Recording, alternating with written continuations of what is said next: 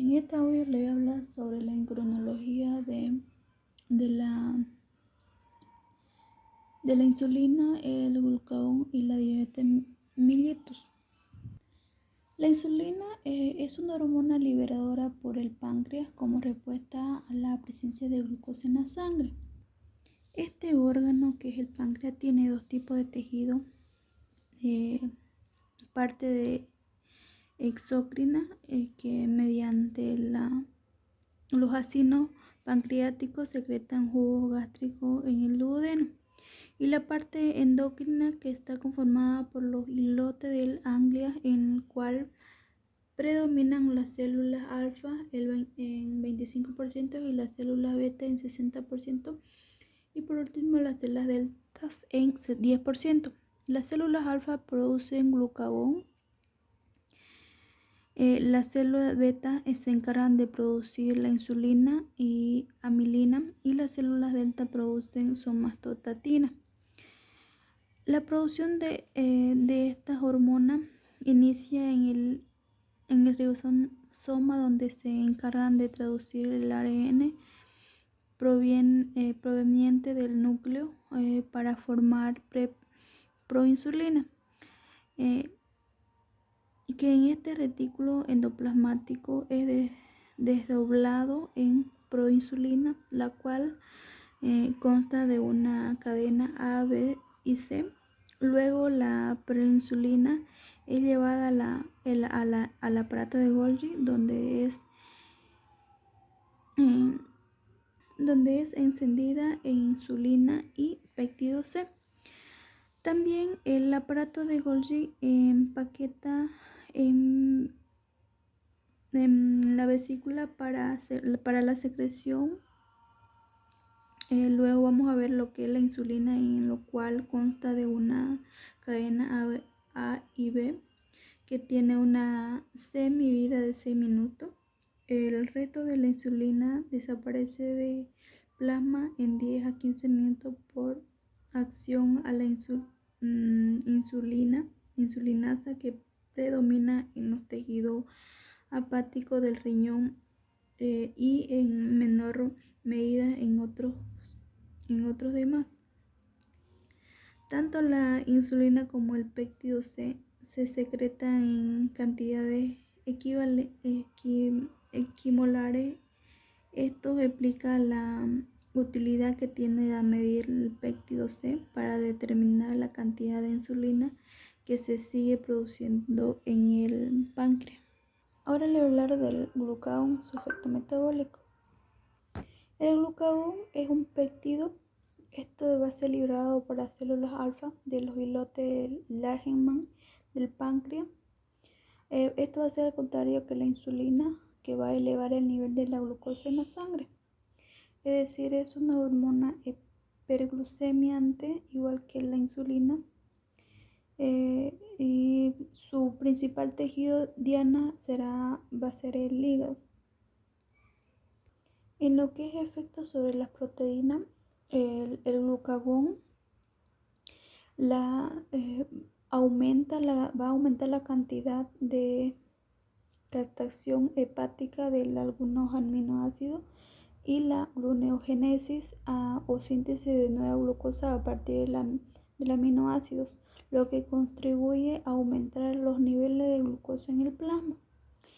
Y sobre los efectos sobre la grasa, aumenta también la lipólisis, movilizando los ácidos grasos y el glicerol a partir del tejido adiposo, lo que aporta sustrato metabólico y permite que se ahorre glucosa para poder ser utilizada por el cerebro. El glicerol puede actuar como un precursor de la glucosa en la gluconeogénesis hepática. Y lo que es el efecto sobre los hidratos de carbono, el glucagón va a aumentar la glucogenólisis hepática y va a inhibir la síntesis de glucógeno, con la cantidad de glucosa donde pasa al plasma. El principal estímulo para la liberación de glucagón son los niveles bajos de glucosa en el plasma, la hipoglicemia. La disminución de la glicemia estimula la secreción de glucagón y el aumento de la glicemia la inhibe, de modo que la insulina y el glucagón actúan en sentido contrario. Sin embargo, en la mayor parte de los estados normales, el mecanismo de retroalimentación de la insulina es mucho más importante que el del glucagón.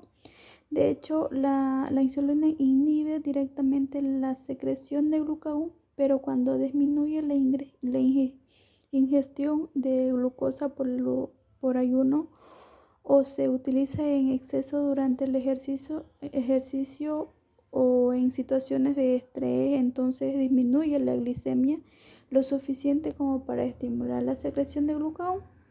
La secreción de glucagón también es estimulada por algunos aminoácidos, en especial la arginina y la alanina, y también por los estímulos simpáticos y parasimpáticos. Y, y también la somatostatina va a hacer que inhiba la liberación de glucagón. Y la diabetes mellitus.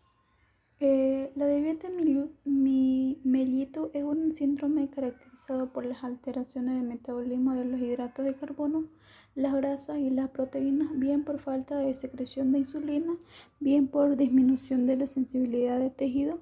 Estas hormonas existen dos grandes tipos de diabetes mellitus. La diabetes tipo 1, también denominada diabetes mellitus insulinodependiente, se debe a la falta de secreción de insulina. Y la diabetes tipo 2, denominada diabetes mellitus no insulino independiente, está causada inicialmente por un menor de sensibilidad de los tejidos efectores a las acciones metabólicas de la insulina. Esta menor sensibilidad de la insulina suele conocerse como resistencia a la insulina.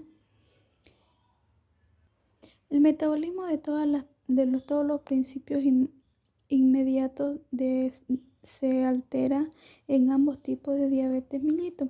El efecto esencial de la ausencia de insulina o de la resistencia de la misma sobre el metabolismo de la glucosa consiste en que las células, con excepción del encéfalo, no absorben ni utilizan de modo eficiente la glucosa. El resultado es un incremento de la glucemia y un descenso progresivo de la utilización celular de la glucosa y un aumento de utilización de las grasas de las proteínas. La concentración sanguínea de la glucosa aumenta muchísimo en la diabetes mellitus. La falta de insulina reduce la eficacia de la utilización periférica de la glucosa y aumenta la producción de esto. El aumento de la glucemia produce la pérdida de glucosa por la orina. La elevación de la glucemia hace que se filtre más glucosa en el túbulo renal de lo que puede resolverse. El exceso de glucosa se elimina con lo que es la orina.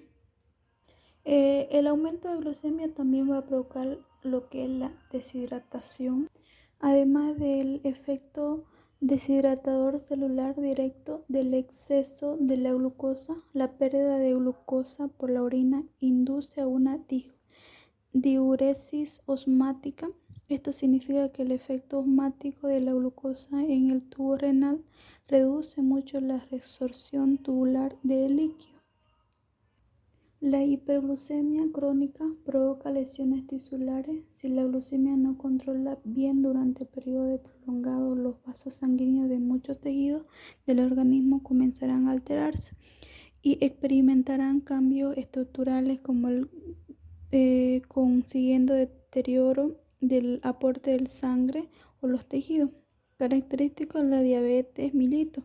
A su vez de todo esto incrementa el riesgo de infarto de miocardio, insuficiencia renal terminal, retinopatía y ceguera, así como isquemia y gangrena de las extremidades.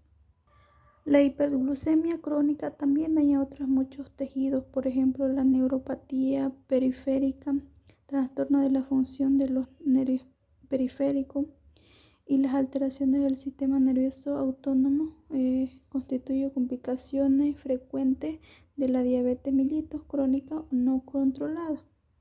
Estas alteraciones causan a su vez trastornos reflejos cardiovasculares, alteraciones del control vesical, disminución de sensibilidad de los miembros y otros síntomas de lesiones de los nervios periféricos.